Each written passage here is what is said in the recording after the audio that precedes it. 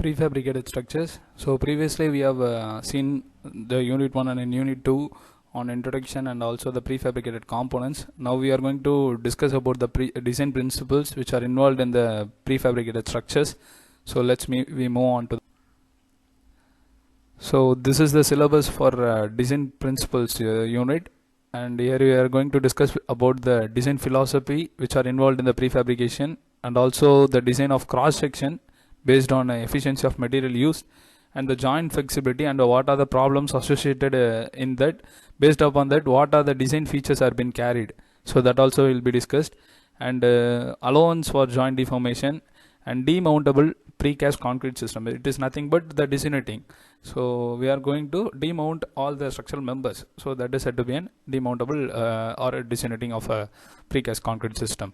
And then outcomes which are said to be, after completing this unit you will have enough knowledge about floor system, stairs and roofs which are used in the precast construction. So disintegrating of structures. Normally disintegrating is refers to we are going to separate every members. So here the major disintegrating points are either it may be a corner or where the points of minimum moments are occurring in the member, there the joint will be placed. So you need to know what is meant by disunitating. So this has happened because to make the long or big structural member to separate into a smaller structural elements. So this can be carried out in either at the corner of the frame or where the minimum moments are occurring in the frame. There you can go for separating the members. So this is said to be an disuniting of structure. And here after disuniting the structural elements, it is reduced to smaller members. So it is very easy for transportation and also for placing the structure. So these two factors, transportation and placing the structure, these are main concern in prefabrication. So these two things are making the entire frame or entire structure into a disuniting part. So this is the main motto for disuniting of structures. And then advantages. So while you are going for disuniting, you can handle it in a easy manner because the weight of the member will be reduced. So it is easy handling and no need any scaffolding. If you are going for entire frame, then there will be a torsional force which will be acted upon the crane because which will be acted upon the frame due to the crane activities. So here no need of any scaffolding works because the weight of the member will be reduced, and then easy erection and easy transportation and easy hoisting also, and number of joints will be get reduced, and then failure at joints also will be minimum. And then disadvantage. So the main disadvantage is the moments are maximum at the joints. If you are going to disuniting at the point of end, that is meant by corner places, then the bending moment will be maximum at the corner nodes. So if you are going to place the joint consideration in that places, the maximum moment will occur on the joint only. So if the joint is not properly cared or not any high concrete is used in the those type of joints, then the structure can be collapsed. So this is a major concern in disuniting of structure. And the formation of joint is difficult. It is difficult because you are going to give on the moments or minimum places or at the corners. This is the major criteria. And then quality of concrete should be very high. This is the notable point because I have previously mentioned where the moments are maximum, if you are going to give in that place of disuniting point, then you need to go for very high quality. And then joints must be over dimension. Yes, because you are going to manufacture every component in the manufacturing place, that is meant by production place, and then we are going to join those two members, or we are going to remove that members. So here if you are going to give some side concrete, it is differ from the normal dimensions. So that is said to be an joints must be over dimension. And then methods. So here we have 4 methods. So the first one is linear member designated at joints. Please underline the word linear member and also the joint. And then second one is designating into entire frame, and third one is straight members, that is ITU, at points of minimum moment. And then fourth one is arches. So we are going to discuss these 4 methods in a separate slide. So the first one is system consisting of linear member designated at joints. So here we are going to designate the frame at joints. And you know what is meant by linear member? It is said to be a straight member. So we are going to designate the whole structure in the place of joints. So you know the joint is the place where the moment will be maximum. So there will be both advantage and disadvantages also. So we need to discuss those things. So the first advantage is scaffolding are not necessary, because you are going to make into a smaller element. So scaffolding is not necessary, and hoisting or lifting method is simple because the weight of the component will be getting reduced. And then disadvantages. So disadvantages, quality of concrete is high. Previously, as mentioned, while you go for placing the joint in that is moment where the maximum moment occurs, then the quality of concrete in that particular place should be high, and then joints must be over dimension, and additional materials usage of precast members also necessary based upon the criteria. And then the second method, so systems for the prefabrication of designating into entire frames. So this is entire frame. So here the total structure is designated or separated. So further we are moving to see about the advantage and disadvantage. So the advantage is the number of joints are reduced. In previously we have given the joint consideration at the maximum moment, but here we are not going to consider on that purpose, because the members of joints must be reduced. This is the main criteria of this method. So here the number of joints is reduced, and the failure of joints also minimum, because we are not going in the place of maximum moment. So the failure of joints will be automatically reduced, and then suitable for site construction, and the transportation cost reduced for linear elements where the smaller elements. Okay. And then disadvantage, where the difficulty in hoisting and lifting is maximum, and then transportation cost is also high for the entire frame. While you going for entire frame, the transportation cost will be high, because the sizes of truck is differed, and the stress distribution during lifting is a major problem. So these are things which are involved in the second method, and that is system consisting of ITU of straight members designated at points of minimum moment. So previously we have seen about at maximum moment and the entire frame, and now we are moving on to the minimum moment, or it also said to be lambda method. Okay, so here the frame, that straight members which are designated at a point of minimum moment or point of contraflexure. Okay, so here the joint placing will be carried at the minimum moment points. So major advantage of this method is the functions are made at points of minimum moments or at a point of contraflexure, and then designating the main girder in this manner makes the application of different skylets possible.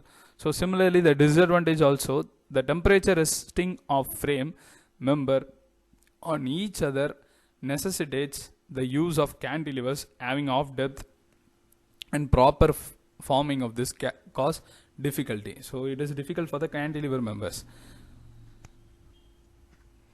And then the last method, this is 2-hinged and 3-hinged arches. Generally the arches are the best structural connections, because it carries only the compression force. It going to resist or going to completely reduce the tensile forces. So it is the advantage of arches is mainly on the forces which is acting on that structural elements.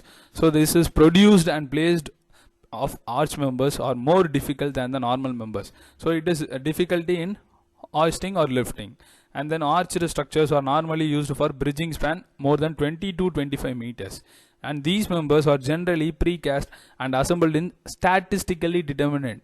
So that is the main point, statistically determinant 3-inch variance, and middle inch is only eliminated after placing is finished. So middle inch is eliminated after placing, and then arch structure can be precast in either vertical or horizontal position. Mostly the arch structure is carried in the horizontal position only, and the horizontal position is economical part. So these are the 4 methods which are involved in the designating of structure. So we are moving on to the next topic in this unit. Yes. So previously moving on to the next topic, we need to see some visualization of the 4 different methods. So the first one is linear member. So here the linear member is a linear member which are provided, the joints are provided at the corners. So you can see that in the left hand image, and the right hand side is the entire frame, where the entire frame is been taken out, it has been disunited. So this is the second one, and then the left hand image, so where the minimum moments places or the point of contraflexure, there the joint will be introduced, and these type of disuniting part is said to be an minimum moments joint conditions. And then fourth one is arch. You can see the middle inch and also the corners, so you can see in the right hand image. So these are some of the methods which are discussed in the disuniting part, and now we move on to the efficiency of material. So efficiency of material used is nothing but we are going to use some materials on the prefabrication components. So the efficiency of those material will be discussed here. So the first thing which we are going to discuss about the efficiency is based upon the spandrel panels. So the spandrel panels are nothing but the in-between member which are filled between the beam to beam, or either maybe a column to column, is said to be an spandrel panel. So here the spandrel panels are bricks, because the bricks only used in between those members. So in between the column to column, the spandrel panels will be used. So that is said to be a member of brick. So we are going to discuss about the brick in this particular first 2 points, and then we are moving on to the wall panels, because in prefabricated structure bricks are not used, only the reinforced concrete wall panels are being used. So for general consideration we are going to discuss with the bricks, and then we are going to move on with the reinforced concrete slab. So the spandrel panels are said to be in between distance between the column, so that is brick. So it is going to build as a entire panel, and this is made as a stone facing, last stone facing, that is it is finished like that, because the brick are been properly plastered, and it is made as a single united member. So these panels are further giving some aesthetic appearance also. For that, this type of stone facing is been introduced. So these are so far discussed in the brick part, and we are moving on to the wall panels, which is made up of lightweight concrete or of reinforced concrete or partially reinforced. So here while you go for a wall panel, the heat insulating material will be placed at the center part. This point is discussed in the first unit also, where the heat insulating material will be given, because the reinforced concrete have minimum thickness only. So to maximize those thickness, we are giving some insulating material at the center portion. So this is also in some efficiency, where the heat insulation will be given. So this is the first point. And then we need to know about some wall panels. So wall panels is further divided into horizontal panel and vertical panel. So horizontal panel is said to be lying, so it carries or it transfers their own weight to the column or frame, where the vertical panel does not transfer any loads to any vertical force to the columns or frames. It is directly transfer their weight to the footing or foundation. Okay. So this is the major difference between the horizontal and vertical panel, and the horizontal panel is majorly used in these conditions. In present condition, the horizontal panels only majorly used, because we are building only the framed structures. So the length width thickness is the major concern in this horizontal panel. So the length is maximum length is 5.98 meter and the maximum width is 1.18 meter and the thickness is 0.2 meter. And then total weight of this,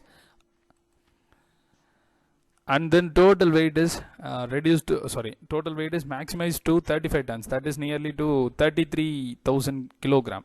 So the maximum crane capacity is 20 tons. So while you go for one large valve panels in this particular length, width and thickness, then you need two more cranes to lift and erect in that places. So if you are going to carry out in a single crane, then it cause some distress in the structural elements also, and it can collapse the crane also, not even the structure but also the crane. And this type of consideration is very much important while you go for erecting purpose. For that only we are instructing these things: length, width and thickness and the total weight, which are involved in the wall panels. And then roofing slabs or corrugated asbestos cement sheets laid on purlins. So previously we have discussed about the wall panels. Now we are going to discuss about the purlins. The purlins are majorly used in the trusses and which are in industrial buildings. It is an adjacent linear members which are placed in below the roof. Okay, either it may be a flat roof or it may be a sloped roof, or it can be an asbestos sheet also, or any steel sheets also. These are some of the adjacent members, and these purlins are majorly used in the Central Europes, and this is majorly used due to the simplicity which is lightweight roofing slab and panels. It can easily made in the factory, and it has been introduced in the market, so it is very easy availability. So these type of structural things are used in the Europe places, and the spacing between the purlins are 2 to 3 meter. The purlins are spaced in a manner of adjacent. Okay, so the spacing is 2 to 3 meter, and the spacing is also based upon the sloped roof. Either it may be a flat roof or sloped roof. Based upon those consideration, the spacing will also differ, and the normal purlin spans the normal purlin span between 5 and 10 meter. Okay, and then the length also varies according to the flat roof, or either it may be a sloped roofs. So we are going to discuss about the purlin separately. So it is a solid web member. We know what is meant by web. So we have discussed these things in our DSS. So it is a solid web member, and this cross section is defined based upon the slope of roof.